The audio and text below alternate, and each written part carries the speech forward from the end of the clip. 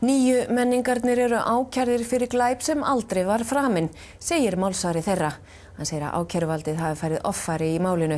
Dómsmálaráðherra tók við áskorun frá 1000 manns í dag sem vilja en beiti sig fyrir því að saksókn í málinu verði felld niður. Sigríður Mogensen segir frá.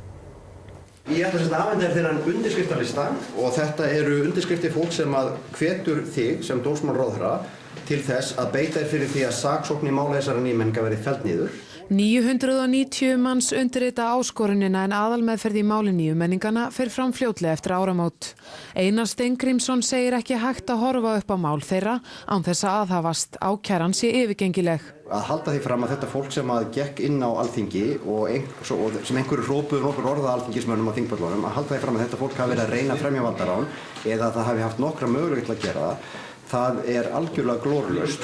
Það alveg augljóst að ákæruvaldið hefur farið offari hér. Hér er verið að ráðast gegn einstaklingum sem eru ákærðir fyrir glæp sem var aldrei framinn. Þá sé ákæran árás á frelsi fólks til að mótmæla. Fólk sem neitir réttarsins til að mótmæla, það má ekki eiga þá hættu að það sé farið svona með það af dómskerfinu. Læt við það sitja hér að taka við þessum undirskriftalistum og hlusta á þessi orð og meira hef ég ekki það að segja sinni.